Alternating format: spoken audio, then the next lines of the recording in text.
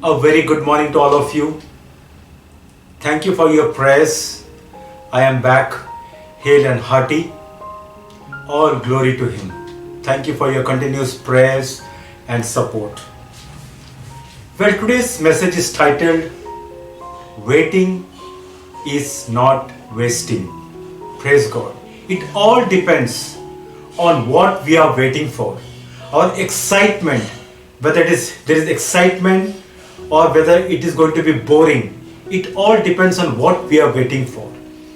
Waiting for the maths period to get over could be long, boring. But waiting for the ice cream could be quick and short. It all depends on the circumstances. It all depends on what we are waiting for. Waiting to board the flight for the first holidays could look so quick. But waiting to board the same flight to go and meet somebody in the family who is sick could look so long. Amen. And today I would like to speak about waiting on the Lord. Praise God. Shall we bow our heads and in prayer? Father in heaven, we thank you for this time. I thank you for this message, Lord. I give you all the glory and I give you all the honor. Bless everyone who are watching this message, Lord. Lord, even as I share this message, I know that the words are going to come from you, Lord. Because you have said that I will not leave you nor forsake you. I thank you that you are here with me and we are going to share this message this Sunday morning, Lord. I entrust the video, the people who are watching, everything into your hands, Lord. In Jesus' mighty name we pray. Amen. Praise God. Let's look at a very common passage from Isaiah 40:31. We all know that. We have read that multiple times. It says, "But those who wait on the Lord shall renew their strength. They shall mount up with wings, to have a good vision, to be fearless, to face and not to run from the storm, to be caring, to be able to reach great altitude, to be able to distinguish between dead and living. They shall run and not be weary. They shall walk and not faint." You must be wondering which part of the Bible he is reading. Whereas the verse says, "They shall mount up with wings like eagle." What I just described are the qualities of an eagle. The verse doesn't say they shall mount up with wings like sparrow. It doesn't say they shall mount up with wings like a parrot or like a crow. It mentions eagle. And all the qualities that I just mentioned is what the qualities that we see in an eagle. Amen. They reach great altitude. They have a good vision. They can distinguish between dead and living. They are very caring. So also when you and me, we wait on the Lord, we gain all these qualities. God prepares ourselves for a better future. God prepares for us for what is your and my calling, what God has called you and me for. God prepares when we wait on Him. And that is why sometimes when I am worried and troubled about how to make a video, what message God says, Biju, you're worried and troubled about many things. Praise God. It's so important that instead of being worried and troubled, we wait on the Lord. We go to His feet and say, "Lord, I want to hear from you. Lord, speak to me." Praise God. In Hebrews 6:14, God says, saying, "Surely blessing I will bless you, and multiplying I will multiply you." God made a promise. God said to Abraham, "I will make you a blessing and not I will be a blessing." God said that Abraham will be a blessing to others. And He says that blessings I will bless you and multiplying I will multiply you. That was the promise which God spoke to Abraham. When the promise was heard, Abraham did not go out and chill out. And he knew that this was God's promise, it shall come to pass. He didn't waste his time. He didn't go at the social media or the Facebook and started posting all types of messages. No. When a promise was spoken to Abraham, the Bible says in Hebrews 6:15, "And so after he had patiently endured, he obtained the promise." Amen. He patiently endured. He obtained the promise. Many men of God must have spoken over your and my life. They must have spoken a promise.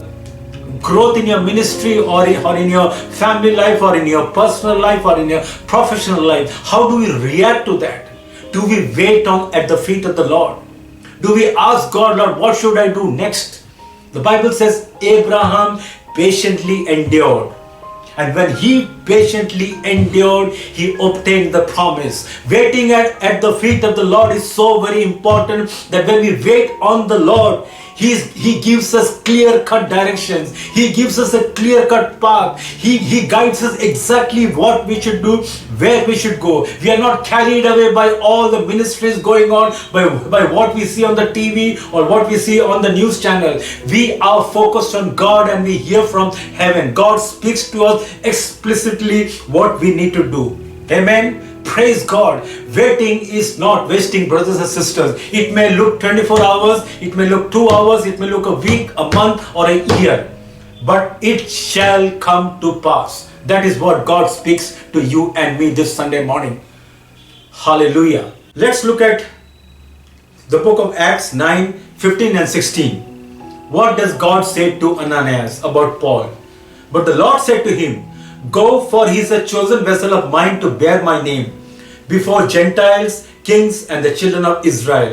For I will show him how many things he must suffer for my name's sake." Amen. God spoke to Ananias that go and talk to Saul. He is in agony. He is in pain. But I will show him how many things he must suffer for my name's sake. Did Paul retract? Did Paul go back? No. Even though there was suffering, there was trials, there was tribulation, he waited on the Lord. He put his complete trust on the Lord, and he knew that waiting on the Lord is not wasting his time.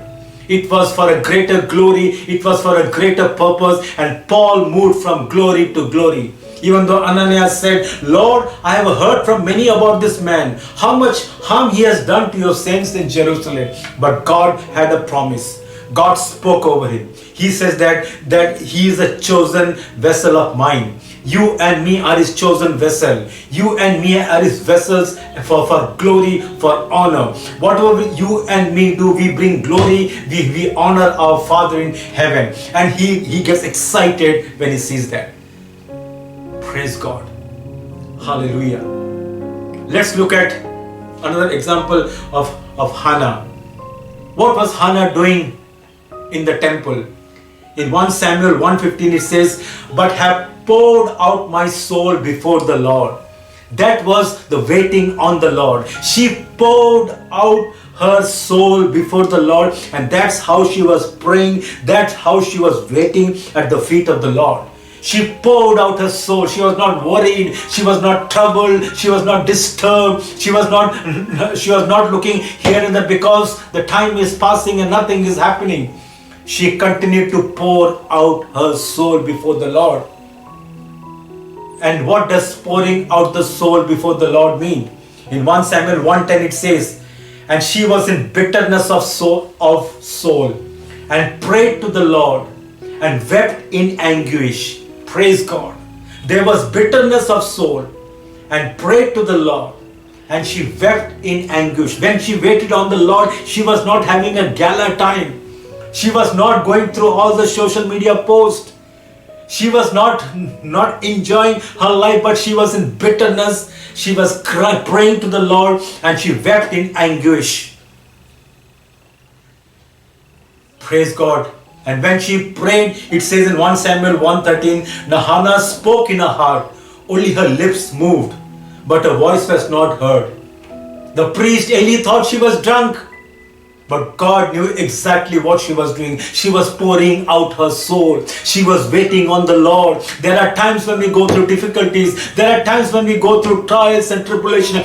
That's the time when we go to the feet of the Lord and we pour out my soul and in anguish, and we weep and we cry and say, "Father, here I am.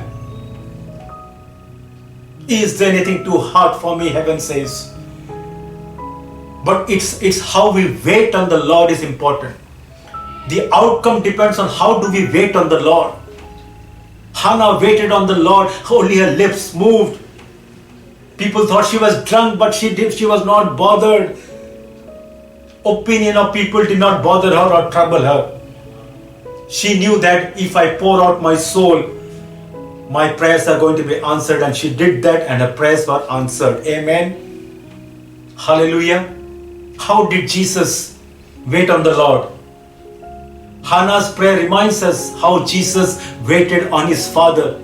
Whether it was early morning, late night, after a great ministry, before choosing all the 12 disciples.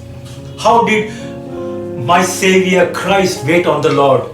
It says in Hebrews 5:7, who in the days of his flesh, when he had offered up prayers and supplication with vehement cries and tears to him who was able to save him from death, and was heard because of his godly fear. He waited on the Lord with offered up prayers and supplication with vehement cries. Amen. When did we cry to the Lord with loud cries that our family members came running into the room to see what was happening? Jesus cried out to his Father and he was heard because of his godly fear. Praise God, brothers and sisters, those who wait on the Lord, those who put their trust in the Lord, the Bible says, will not be put to shame. Praise God. David, a young boy, he was anointed to be a king at the age of 10 to 15 years of age. When he was anointed to be a king. But did he become a king immediately? No. The throne room continued to evade him. But David was not frustrated. David was nicknamed a man after God's own heart because he learned to trust in his God. He learned to trust in his master. He put his heart and soul, whether it was in the wilderness, whether Saul was chasing him, whether he was going through the most difficult time. He says in Psalm 69:3, I am weary with my crying, my throat is dry, my eyes fail while I wait for my God. That's how he waited for his God. He didn't get fed up. He didn't get bored. He waited on the Lord. He was weary with crying. His throat was dry. His eyes failed.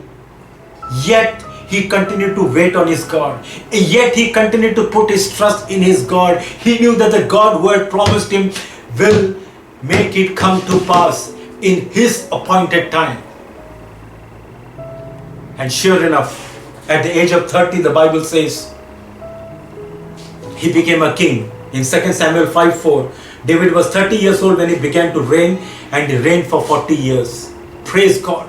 Those who wait on the Lord, there are times when we don't get an answer, we don't have a solution. We need to go to the feet of the Lord and wait for an answer. Wait for a solution. It depends on how do we hunger and thirst for Him. The finding depends on the intensity of how much do we hunger, how much do we thirst for Him. Blessed are the pure in heart, for they shall see God. How intense is my yearning for Him? If I have to go for the first day, first show movie, or whether it's a football match or a movie, how much pain do I take to stand in the line? Similarly, when we wait on the Lord, He sees. He wants you and me to do great exploits, not small exploits, not small things. He has ordained you and me to do great exploits, provided we learn to wait at the feet of Jesus. We learn to wait for Him. It may not be immediate, but waiting is not wasting, brothers and sisters. It continues to renew our mind. It continues to strengthen us. It enlarges my vision. It enlarges my altitude. It enlarges me to distinguish between good and bad. It enlarges me to be confined with heaven, with what heaven wants out of me. It is what I focus, it is what I wait upon drives my future. Praise God. A man had a dream. An angel took him to a big church. A beautiful praise and worship going on. But the man could not hear a sound. He asked the angel, I can see musicians playing, people singing, but I can't hear any voice. The angel said, you're right. They may be singing, they may be playing all the music, but the sound is not reaching heaven because they are playing for their glory. Some of them are doing Amazon shopping while they are singing. Some of them are thinking what to cook after the church. Some of them are thinking on the office matters. Some are thinking what to do, where to go for shopping after this. In their mind, things that are not heavenly is going on. That's why the sound is not reaching heaven. Isn't it so sad, brothers and sisters?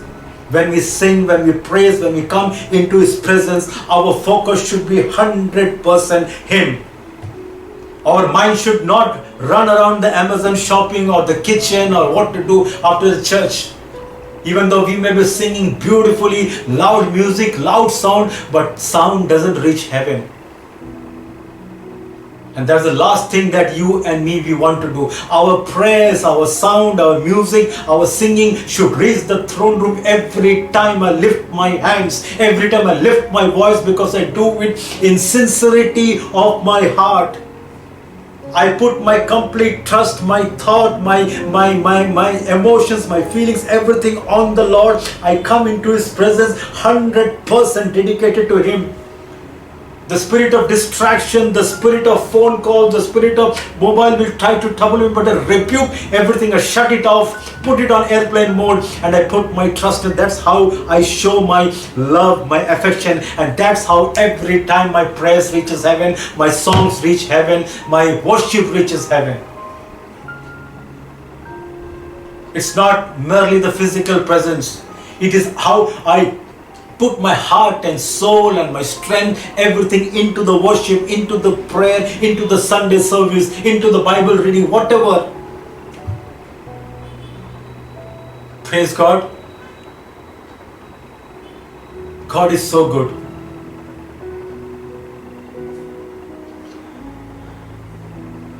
A lady, early morning, while it was still dark, went to search for something which was priceless. She goes there, she goes to the place, she does not find the thing she came searching for. She was disturbed. She was worried. She goes back, calls her friends. They also come running. They also look here and there, but they don't find the thing that they came searching for. Her friends, everybody, they went back home. But she continued to sit there, weeping and seeking. You're right. I'm talking from the book of John 20, Mary Magdalene. Mary Magdalene was privileged to see the risen Lord. It was because of her hunger, it was because of her thirst, it was because of her cries, it was because of her waiting, it was because of her seeking that she could see the risen Lord. The disciples who were very close to Jesus, they came, they looked here and there, they went back. But Mary did not go back, brothers and sisters. She stood there. She was weeping, she was crying. She was seeking. She came to seek her Lord, and she would not go back without finding Him. A person walks up. She thought he's a gardener. She says, "Where have you hidden my master? You tell me, I will carry him." She was even willing to carry Jesus on her shoulder. That was how the intensity of her craving, intensity of her hunger, intensity of her waiting for her master, for her Lord. Praise God. Simon Peter and other disciples, they came. They were tired. They said, "Let's go back." They went back. But Mary, it says in John 20, 10 to 14, if you read, it says, "But Mary stood outside by the tomb weeping. As she wept, she stooped down and looked into the tomb." Jesus saw someone who was hungering and thirsting for Him. Someone who was weeping, who was seeking, who was pouring out her heart.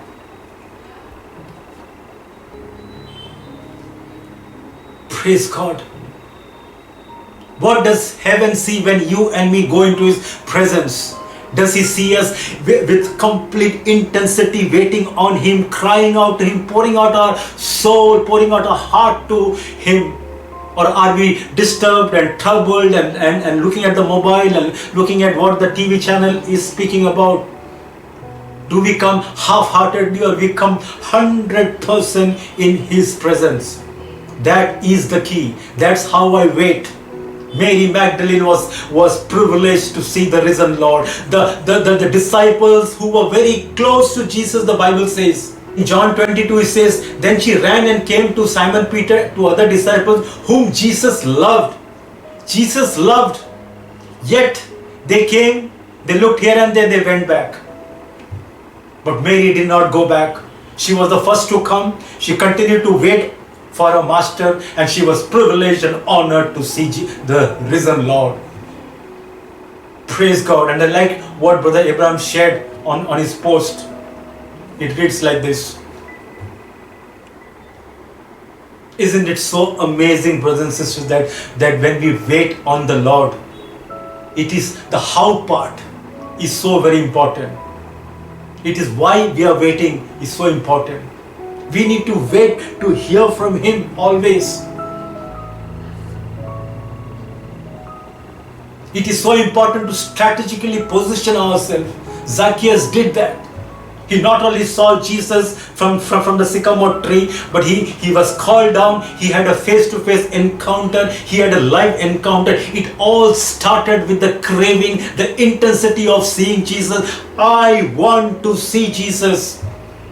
It is the desire, the burning desire. It is not half-hearted because it's a Sunday or because it's a Friday or because it's a Thursday. No. It is my craving, my desire, my passion, the fire in me that enables me to see the risen Lord, that enables me to have an encounter, that enables me to see and hear Jesus every time I go into His presence. Because my Bible says, my sheep hear my voice, and I need to hear His voice, and I can only do that when I wait upon Him with craving, with intensity, with desire. Praise God. What do we see in the book of Habakkuk? How do I position myself? How do I wait upon the Lord? It says in Habakkuk 2:1 and 2, it says, I will stand my watch. That is, I will climb my watchtower and set myself on the rampart. You see that? I will climb my watchtower and stand at the guard post and watch to see what He will say to me. He was positioning himself. Habakkuk was positioning himself, not taking it casually. The Bible says when you pray, go into the room, shut the door and pray. Habakkuk had to position himself. He had to climb up. And he has to stand at the guard post and to watch to see what He will say to me and what I will answer when I am corrected. Then the Lord answered me and said, write the vision and make it plain on tablet, that he may run who reads it. Praise God. When we speak to Him, when we wait upon the Lord, He gives us a vision. He speaks to us. And it says that He may run who reads it. When God gives us a vision, when we wait upon the Lord, strategically we position ourselves and we wait upon the Lord. He gives a vision. He tells us what to do. He tells us how to move your ministry forward. He tells us how to take your church forward. He tells how to take your spiritual life forward. He tells which part of God to go and preach and share. He gives me a vision. And when God gives a vision, the Bible says that He may run who reads it. When God gives a vision to you and me, it is not to sit. It is to run. It is to run to fulfill it. When prophets or men of God speak over your and my life, we need to run to meet whatever He has spoken. We have to run to ensure that the vision is fulfilled. Praise God. It cannot be sitting on a platter. It will come to us. We need to run. And that is what Habakkuk says, that he may run who reads it. Praise God. There are times when God speaks to Biju and says, Biju, you're worried and troubled about many things. Yes, I am. There are times when I go through the most difficult period of time. When I find sometimes total blank out. But that's the time when God speaks to me and He continues to strengthen me. And he says one thing is needed that will not be taken away, and that is to be sit at my feet and hear from me, not to get troubled and worried about things happening in the world, about the news, about the other situations. No, it is so important that we wait on the Lord at times. It could be late night, early morning, whatever time you feel appropriate. It is so important that we wait. It is not wasting, brothers and sisters. Heaven rejoices as His eyes moves to and fro. He continues to strengthen you and me. God is good. In conclusion, 1 Peter 3:15 says, "But sanctify the Lord God in your hearts, and always be ready to give a defense to everyone who asks for a reason for the hope that is in you with meekness and fear." Amen. When people ask us, what is that hope? Why are you so excited? Why are you always full of joy? I need to proclaim my living Jesus. I need to proclaim my Christ. I need to give a defense to everyone who asks for a reason for the hope that is in me. I need to stand and defend. And I can only defend, I can stand strong against every storm, every wind, every difficulties when I know that my God speaks to me, and I know that every time I run to Him, He has a solution, He has an answer. Praise God, brothers and sisters. It is so important that we continue to be strengthened in the Lord. He continues to refine and purify us, give us a new vision, give us new manna, give us new bread, give us new hope, new directions, new vision, new altitude, great altitude. It all starts with, how do I wait on the Lord? We have seen so many examples how people waited and they were answered instantaneously. They had all the desires of their heart being fulfilled because they poured out their soul. They cried with loud cries. David was running from pillar to post, yet he trusted in the Lord. Finally, take away for the day. Faith that can sleep in a storm is the faith that can speak to the storm. Praise God. If I'm not worried or troubled in a storm, but I can speak to the storm, that is what faith is all about. And Paul did exactly that. He was going through a tempest. There was a storm. But in the book of Acts 27:35 it says, "And when he had said these things, he took bread, gave thanks to God in the presence of them all, and when he had broken it, he began to eat." In the midst of the storm, in the midst of the tempest, in the ship was rocking, yet he decided to break bread. Yet he decided to put his trust in the Lord. That is why it's a faith that can sleep in a storm is a faith that can speak to the storm. When the ocean rise and thunders roar, what do we do? When the oceans rise and thunders roar, I will soar with you above the storm. Father, you are King over the flood. I will be still, know you are God. Praise God. We just have to wait. Be still. Wait. God, I know you have a solution. You and me, we plan our future looking into today.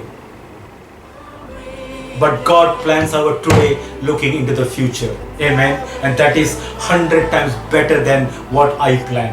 I lay everything at the Lord's feet. Shadrach, Meshach, Abednego said, even if my Lord doesn't help me, I will not bow down to your idol. They had that trust that God will help them. But even if He doesn't, even if there is no answer, He said, we will not bow to to the idol. And heaven was shaken. Heaven had no option, but heaven came down. God is good. Praise God. Have a wonderful day, and God bless you.